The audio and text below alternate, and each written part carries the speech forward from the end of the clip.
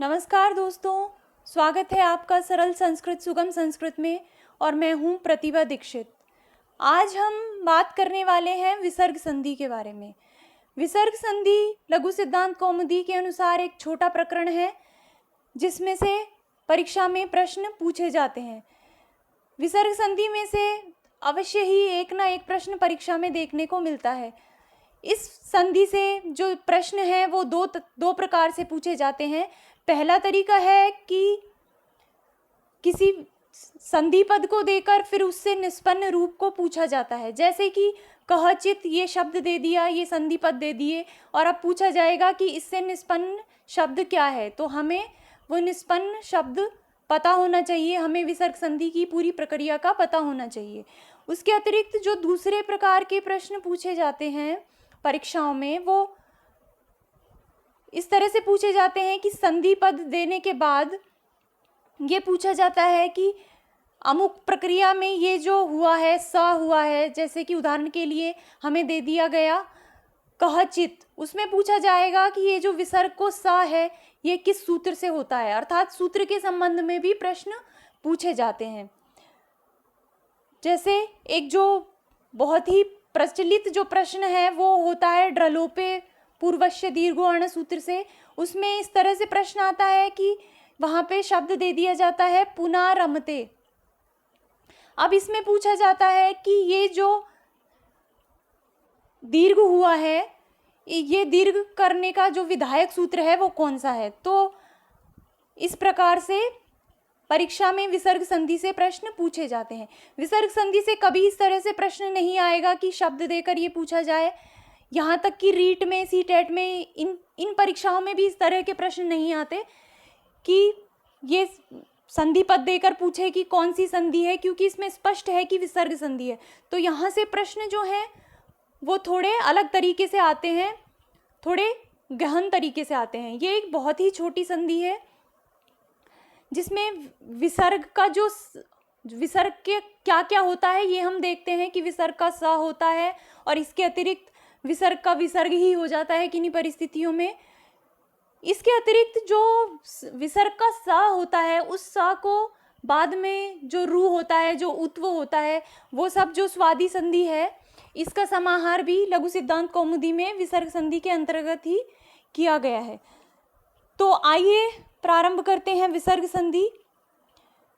विसर्ग संधि में सबसे पहली जो प्रक्रिया है, विसर्ग संधि होती क्या है। बेसिकली जो विसर्ग का जब किसी स्वर या व्यंजन से मेल हो और विसर्ग में लोप आगम आदेश या कोई विकार उत्पन्न हो तो विसर्ग संधि कहलाती है।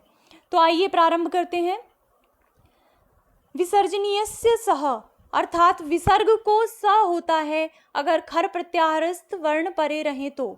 कहीं पे भी अगर विसर्ग हो और उसके परे खर प्रत्याहार के वर्ण हो, खर प्रत्याहार में आते हैं सभी वर्गों के पहले और दूसरे वर्ण, और इसके अतिरिक्त श स ये जब परे हों तो विसर्ग को स हो जाता है। जैसे कि उदाहरण देखते हैं, विष्णु त्राता, यहाँ पे जो विसर्ग है उसको परे त जो है प्रथम वर्ग, जो त वर्ग का प्रथम वर्ण है त, उसके परे रहते, खर प्रत्याहारस्थ वर्ण परे रहते विसर्ग को स होकर शब्द बनता है विष्णुस्त्राता। इसी प्रकार कहचित, इसमें विसर्जनीय से सह से विसर्ग का स होकर जो बनता है कश्चित, इसमें आगे च्युत्व होकर शब्द बनता है, जो निष्पन्न रूप बनता है वो होता है कश्चित। च्युत्व के बारे में हमने हल संधि में विस्तार से पढ़ा है और हल संधि के बारे में पढ़ने के लिए आप मेरे चैनल पर जाकर हल संधि को देख सकते हैं। वहाँ पे हमने हल संधि के बारे में एक अलग से पूरा वीडियो बनाया है जिसमें हमने च्युत्व, विष्टुत्व आदि संधियों का सब वर्णन किया है, तो वहाँ से आप इसको देख सकते हैं। अब आइए आगे चलते हैं। एक तो हो गया ये कि विसर्ग को स हो जाता है अगर खर प्रत्याहारस्थ वर्ण परे हों तो। इसमें एक दूसरा एक परिस्थिति होती है कि अगर इस खर में से शर परे हो तो विसर्ग को विसर्ग भी हो जाता है विकल्प से। ये एक विकल्प है कि अगर विसर्ग को खर प्रत्याहारस्थ जो प्रथम द्वितीय वर्ण है और जो श श श र है, श स हैं उनके परे रहते विसर्ग होगा, लेकिन अगर उनमें से श स और स ये अगर परे हों तो विसर्ग को विसर्ग भी हो जाता है। लेकिन ये जो विसर्ग को विसर्ग होने की जो प्रक्रिया है ये विकल्प से होती है। जैसे उदाहरण देखते हैं, हरिशेते, यहाँ पे हरिशेते में विसर्जनीय से सह से विसर्ग का स होता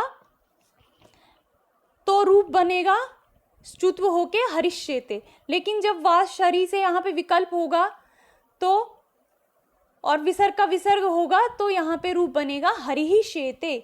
इस प्रकार अब ये तो हो गया विसर्ग से क्या होता है उसकी प्रक्रिया। अब जो विसर्ग के स्थान पर जो स हुआ है उसका क्या क्या हो सकता है, उसके स्थान पर क्या क्या हो सकता है उसको आगे देखते हैं।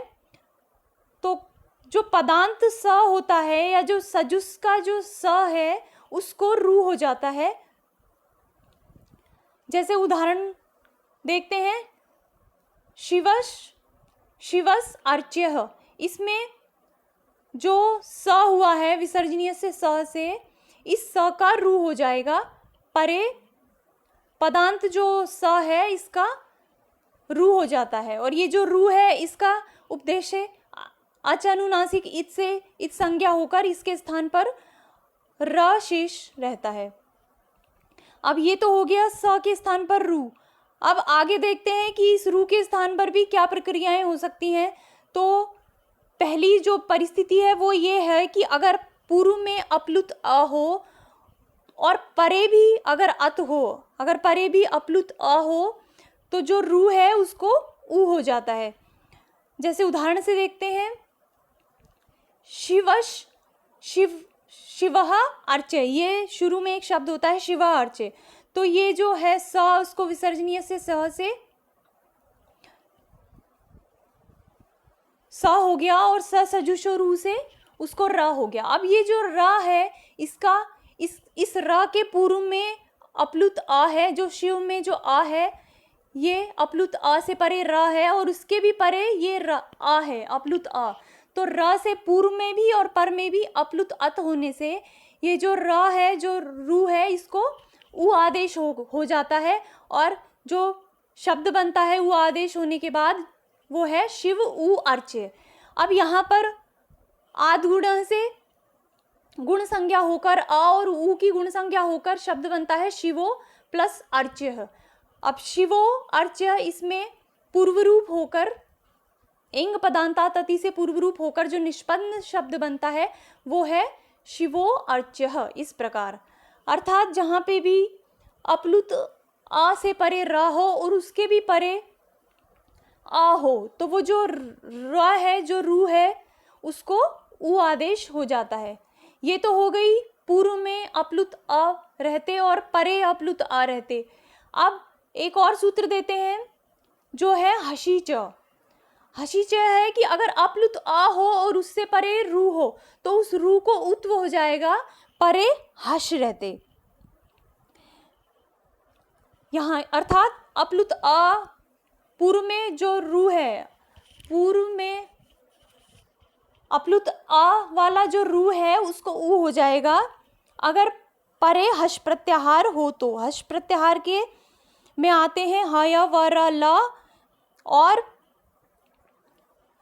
अमंग जो पंचम वर्ण है वो इसके अतिरिक्त आते हैं चतुर्थ और तृतीय वर्ण। अर्थात तृतीय चतुर्थ पंचम वर्ण आए और ह य व र ल आए बाद में तो अपलुत अ से परे जो र है रू है उसको उ आदेश हो जाता है। ये हशीच सूत्र जो है ये विसर्ग संधि में बहुत ही महत्वपूर्ण सूत्र है। अक्सर परीक्षाओं में इसमें से प्रश्न पूछा जाता है कि शिवो वंद्यः, यहाँ पे जो रा को रू को जो ऊ करने ऊ का जो रू को जो ऊ करने वाला सूत्र है, जो रू का ऊ विधायक सूत्र है वो कौन सा है, इस तरह से प्रश्न परीक्षा में पूछे जाते हैं। तो आप याद रखिए ये हशीच सूत्र जो है ये बहुत ही मोस्ट है, परीक्षाओं में अक्सर इसमें से प्रश्न देखे जाते हैं। तो आइए एक बार फिर से देखते हैं हशीच क्या कहता है कि अगर अपलुत अ से परे रू हो तो उसको उत्व हो जाता है, उस रू के स्थान पर ऊ आदेश हो जाता है। कब?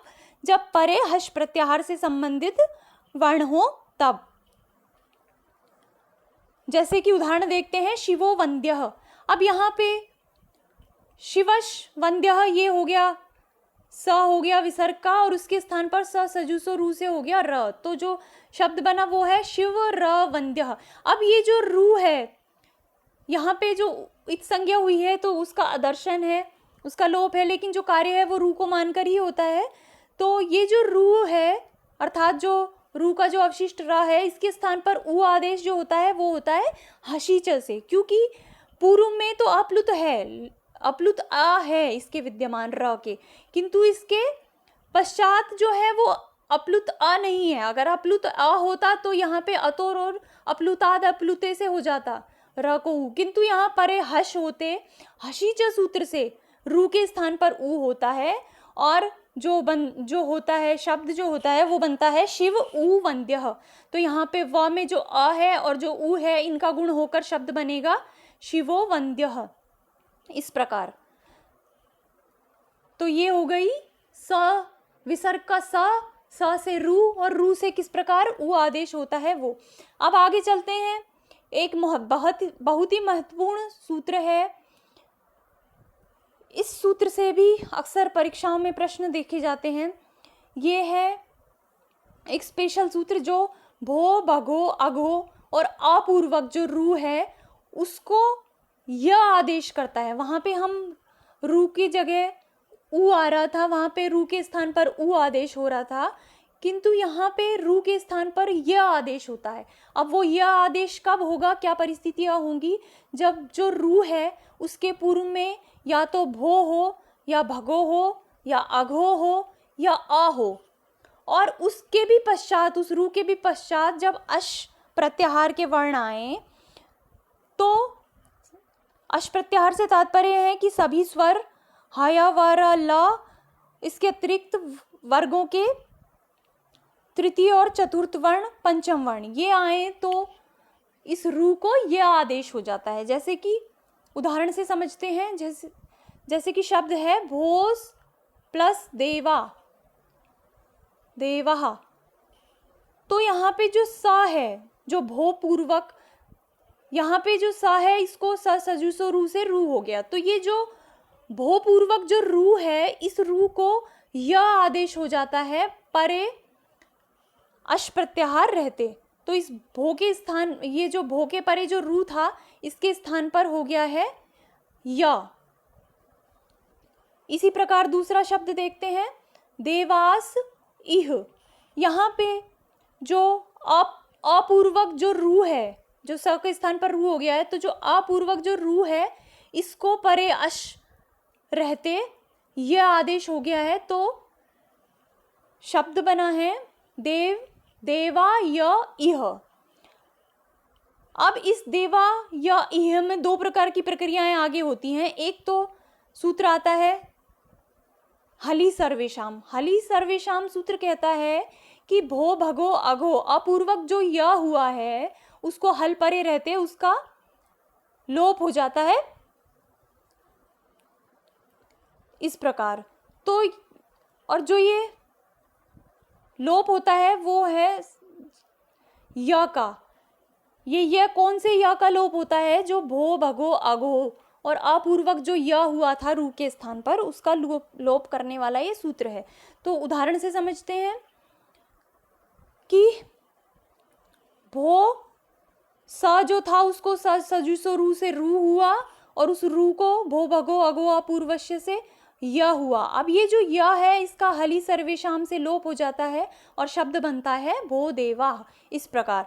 अब यहाँ जो देवाश, फिर से देखते हैं, यहाँ पे जो देवाश इह था, इस शब्द में रू के स्थान पर यह हो गया। अब इस य का हलि सर्वेशाम से तो लोप हो नहीं सकता, क्योंकि हलि सर्वेशाम हल परे रहते य का लोप करता है, किंतु यहाँ पे परे है स्वर। तो यहाँ पे जो लोप होगा विकल्प से वो होगा लोप साकल्यस्य से।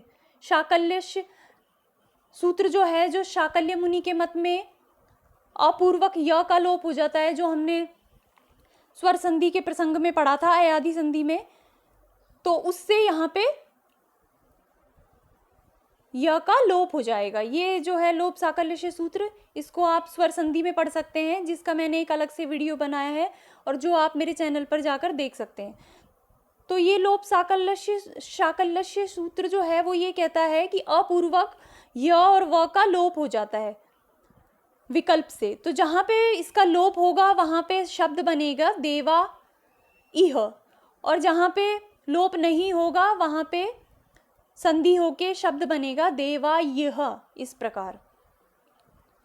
तो ये हो गया रू को यह आदेश होने की प्रक्रिया कि कौन कौन से स्थान पर जो है रू को यह आदेश होता है और उस यह का भी हल परे रहते लोप हो जाता है। अब आगे चलते हैं, एक जो ये भी बहुत ही इम्पोर्टेंट शब्द है अहरह। ये बहुत बार परीक्षाओं में देखा जाता है। इसमें या तो अहरह शब्द देकर, अहरह जो शब्द है इसको देकर ये पूछा जाता है कि ये जो शब्द है ये किस सूत्र से निष्पन्न हुआ है, तो उसमें आएगा रो असुपी। और या फिर अहन प्लस अह, ये ज़्यादातर इस तरीके से आता है एग्जाम में कि अहन प्लस अह देकर पूछा जाएगा कि इससे निष्पन्न शब्द जो है वो कौन सा है। तो इससे निष्पन्न शब्द है अहरह। अब वो देखते हैं कि कैसे होता है। रो असुपी जो सूत्र है वो ये कहता है कि अहन के न को र आदेश हो जाता है असुप परे रहते, अर्थात परे सुप ना हो, सुप प्रत्यय ना हो, तो जो अहन का न है उसको र हो जाता है। अभी तक हम स का रुत्व पढ़ रहे थे, स के स्थान पर रुत्वादेश पढ़ रहे थे, अर्थात स को र हो रहा था। अब यहाँ पे एक अहन शब्द के लिए एक स्पेशल सूत्र दिया गया है, वो ये कहता है कि अहन का जो न है, न को रेफ हो जाता है अगर परे असुप हो, अर्थात सुप ना हो, अर्थात अहन प्लस अगर सुप प्रत्यय इसमें लगेगा तो न का लोप नहीं होगा, न का र नहीं होगा इस सूत्र से। अगर यहाँ पे असुप है अर्थात अहन के परे कोई, जैसे यहाँ पे अच है, अ है, तो यहाँ पे जो न है उसका रेफ हो जाएगा। आइए उदाहरण से समझते हैं कि अहन प्लस अह, यहाँ पे जो अहन का न है इसके स्थान पर परे असुप रहते र आदेश हो गया और संधि करके शब्द जो निष्पन्न हुआ वो बनता है अहरह, इस प्रकार।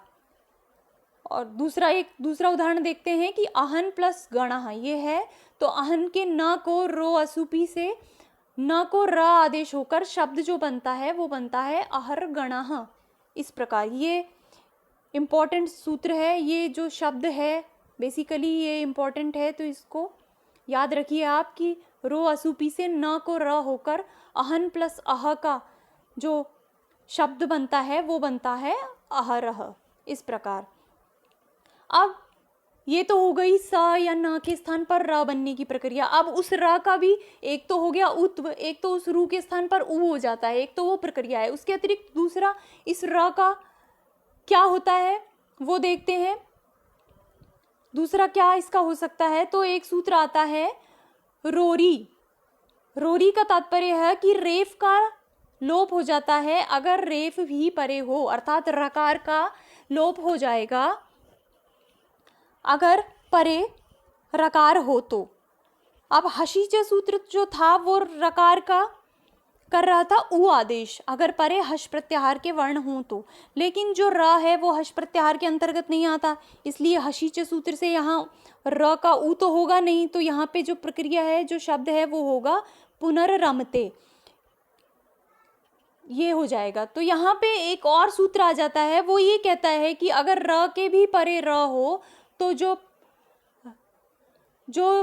र है उसका लोप हो जाएगा। तो उस लोप होके जो शब्द हमारे सामने आता है वो है पुनर्रमते, इस प्रकार।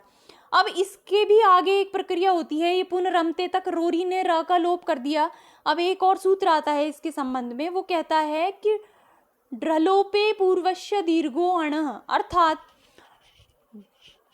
ढ और र के लोप में निमित्त जो ढ और र हैं इनके परे रहते, अर्थात जो र और ढ का जो लोप हुआ है उनका जो कारण है वो ढ और र परे होते, जो पूर्व का जो अण है उसको दीर्घ हो जाता है। जैसे कि पूर्व में अण हो उसको दीर्घ हो जाएगा अगर परे ढ या र हो तो। और कौन से ढ या र, जो कि ढ और र के लोप के निमित्त हैं। तो यहाँ पे हम र की प्रक्रिया पढ़ रहे हैं। एक ढ में भी होता है कि एक ढ का भी सूत्र है कि अगर परे ढ हो तो ढ का लोप हो जाता है। तो ये जो सूत्र है ये इन दोनों के बारे में बता रहा है हमको, ढ और र दोनों के बारे में। यहाँ पे हम सिर्फ र का अध्ययन कर रहे हैं। तो ये सूत्र से जो आप समझ सकते हैं वो ये है कि अगर र का लोप हो जाए, जैसे ये पुनस रमते शब्द था, यहाँ पे पुनर रमते हो गया, सजुषो रू से रू करके। अब ये जो र है इसका रोरी से हो जाता है लोप। तो लोप होने के पश्चात जो ये पुनरमते बचता है, इसमें ये जो ड्रलोपे पूर्वस्य दीर्घोअण जो सूत्र है अणः, वो ये कहता है कि जो पूर्व में स्थित जो अण है, अगर परे ऐसा र हो जिसने र का लोप किया हो, तो यहाँ पे इस र के कारण रोरी सूत्र से र का लोप हुआ है, तो परे है र, उसके पूर्व में स्थित जो अण है उसको दीर्घ हो जाता है, ये दीर्घ करता है। तो न में जो अ है, जो अण है, उसको आ करके शब्द बनता है पुनारमते। अब अण में यहाँ पे आ ई और ऊ का ही, अण प्रत्याहार में अ ई और ऊ ही आते हैं। तो यहाँ पे जो ये जो सूत्र विधान कर रहा है, ये जो कहना चाहता है वो ये है कि अगर पूर्व में अ ई ऊ हो और उसके बाद र हो, और ऐसा र जिसकी वजह से उसके पूर्व स्थित र का लोप हो चुका हो, तो उस अण को दीर्घ हो जाता है। अगर अ है तो आ हो जाएगा, ई है तो बड़ा ई हो जाएगा, और ऊ है तो बड़ा ऊ हो जाएगा। जैसे एक दूसरा उदाहरण देखते हैं, शंभू राजते। इसमें जो शंभू में जो शंभू राजते, शंभू राजते, यहाँ पे जो छोटा ऊ है और यहाँ पे सुप होके स था, स का रुत्व हो गया, सजुषो रू से आ गया र, और इसके पश्चात है राजते। तो ये र होने से रोरी से इसका लोप हो जाता है, तो इसका लोप हो गया तो शब्द बचा शंभू और राजते। अब ये जो ऊ है, जो अण है, इसका ड्रलोपे पूर्वस्य दीर्घो अण से दीर्घ होकर जो शब्द निष्पन्न होता है वो है शंभू, शंभू राजते, इस प्रकार। तो ये जो सूत्र है ड्रलोपे पूर्वस्य दीर्घो अणः और रोरी, ये बहुत ही महत्वपूर्ण सूत्र है। परीक्षाओं में, लगभग परीक्षाओं में इसमें से प्रश्न देखने को मिलता है कि जैसे पुनारमते शब्द दे दिया और उसमें पूछा जाएगा कि ये जो दीर्घ है, जो अण को दीर्घ है, वो किस सूत्र से हुआ है। तो उसमें वो कंफ्यूज करने के लिए दोनों ऑप्शन देगा आपको, रोरी भी देगा और ड्रलोपे पूर्वस्य दीर्घो अण भी देगा। तो यहाँ पे जो इसका सही उत्तर है वो होगा ड्रलोपे पूर्वस्य दीर्घो अण है, क्योंकि जो रोरी सूत्र है उससे पूर्व स्थित र का लोप होता है, यहाँ पे दीर्घ नहीं होता। दीर्घ जो है वो ड्रलोपे पूर्वस्य दीर्घो अण सूत्र से ही होता है। इसी प्रकार आपको शंभू राजते शब्द भी दिया जा सकता है कि यहाँ पे जो अण का जो दीर्घ है वो किस सूत्र से होता है, तो वो होता है ड्रलोपे पूर्वस्य दीर्घो अणः से। इस प्रकार ये बहुत ही महत्वपूर्ण सूत्र हैं, तो इसका ध्यान रखें। इसके पश्चात सूत्र आता है, अब ये तो हो गई जो स था उसके रू होने की प्रक्रिया, और रू का ऊ हो जाता है, रू का य भी होता है, कहाँ पे र का लोप हो जाता है, ये सब था। अब एक सूत्र आता है जो उस सु का ही लोप कर देता है, जो हम विभक्ति लगाते हैं सुप, उस पूरे सुप का ही लोप कर देता है। तो वो सूत्र है कि एतत् तदोह सुलोपो अकोह अनय समासे हली। एतद और तद जो है उनके सु का, एतद और तद जो है उनके सु का लोप हो जाता है, और वो लोप कब होता है, अकोह अर्थात अकार अक हो वहाँ पे, और अनय समासे, और वहाँ पे नए समास नहीं हो, और हली हल जो है वो पर में हो, तो अर्थात एतद और तद के सु का लोप हो जाता है। ये लोप करता है सु का, और किसका, एतद और तद का। और वो किस इसके लिए ये कोई शर्तें भी दे देता है कि एतद और तद के सु का लोप होगा, ये कहता है, लेकिन उसके लिए कुछ शर्त है कि इन्हीं शर्तों में होगा। किन शर्तों में? एक तो वो जो एतद और तद शब्द हैं वो ककार से रहित होने चाहिए, अकह होने चाहिए। एक तो उनमें ककार नहीं होना चाहिए। एतद और तद का जो सु बनता है, जैसे तद के जो रूप चलते हैं सह तौ ते, और एतद के जो एश, इनमें एश कह अगर होगा जो ककार के साथ होगा उसमें लोप नहीं होगा। ककार से रहित जो एतद और तद हैं उनके सूप का लोप होता है। और दूसरी शर्त क्या कहता है कि नए समास भी नहीं होना चाहिए। अगर नए समास होगा तो सु का लोप नहीं होगा, और ये सु का लोप होता है जब हल परे रहे तो, अर्थात एतद और तद के सु का लोप होता है अगर परे हल रहे तो। और वो जो एतद और तद हैं वो ककार से रहित होने चाहिए, और जो ये प्रक्रिया है वो नए समास में नहीं होनी चाहिए। जैसे उदाहरण से समझते हैं, एष विष्णु, ये एक सिद्ध शब्द है। इसमें क्या होता है कि एश के साथ जब हम सु विभक्ति लगाते हैं, जब सु लगाते हैं तो इस सु का जो है वो लोप हो जाता है एत तदोह सुलोपो अकोर नए अनय समासे हली से। क्योंकि ये जो एश है ये एतद है और इसके परे है हल, तो इसके सु का लोप हो जाएगा। और इसमें क्या है, अनय, इसमें नए समास भी नहीं है, और जो एतद है, जो एश है एतद का, ये ककार से रहित है। तो यहाँ पे सु का लोप होकर जो शब्द बनता है वो बनता है एष विष्णु। इसी प्रकार शंभु में देखते हैं, यहाँ पे जो तद का जो ये तद का जो रूप है सह जो चलता है, इस स में जब सु विभक्ति लगाते हैं तो इस सु का लोप हो जाता है। कैसे? एक तो ये जो स है ये ककार से रहित है, इसमें क कहीं नहीं है, सिर्फ स है, और एक इसके पश्चात हल है, और इसमें कोई नए समास का प्रसंग नहीं है। इसलिए ये जो सु है इसका लोप हो जाएगा और जो शब्द बनेगा वो बनेगा स शंभु। इस प्रकार अब जो ये ककार की जो बात है, अनय समास की बात है, हल की बात है, इनको समझते हैं एक बार। कि अगर ये बोलता है एतद और तद के सु का लोप होता है, किंतु जो एश का शब्द है उसमें सु का लोप नहीं हुआ है, क्योंकि ये जो एतद का जो एश है ये ककार के सहित है। यहाँ पे इसके साथ क लिखा हुआ है, एशक शब्द है, इसलिए इसमें सु का लोप नहीं होता, और सु का विसर्ग होकर, स का रुत्व होकर, र का विसर्ग होकर जो शब्द बनता है वो बनता है एशकः। इस प्रकार, इसी प्रकार नए समास में नहीं होता ये। जैसे कि यहाँ पे न सह असह, न सह इति असह, ये एक असह शब्द है। यहाँ पे अस के साथ सु लगाते हैं तो यहाँ पे तद के पश्चात सु का लोप हो जाता, किंतु यहाँ पे नए समास होने के कारण इस सु का लोप नहीं होता, और इसका रुत्व होकर, विसर्ग होकर जो रूप बनता है वो बनता है असह। इस प्रकार ऐसे ही है कि हल परे होना चाहिए तभी उस सु का लोप होगा। जैसे एषः अत्र, यहाँ पे जो एश है इसके पश्चात जो सु है, ये एतद है उसके पश्चात सु है। यहाँ पे ना तो ककार है, ना तो ये क के सहित है, और ना ही इसमें नए समास है, लेकिन फिर भी इसमें सु का लोप नहीं हो रहा, क्योंकि इसके परे जो है स्वर है, आ है, इसके परे हल नहीं है, इसलिए इसमें सु का लोप नहीं होता, और शब्द जो बनता है वो एषो अत्र, पूर्व रूप और गुण करके जो शब्द बनता है एषो अत्र शब्द बनता है। इस प्रकार अब ये तो हो गया एतद और तद के सु के लोप की प्रक्रिया की, अगर परे हल हो। एक और परिस्थिति होती है जिसमें तद के सु का लोप हो जाता है, वो कब होता है? सो अचि लोपे चेत पाद पूर्णम, अर्थात पाद पूर्ति के प्रसंग में भी तद का जो सु है उसका लोप हो जाता है अगर अच परे रहे तो।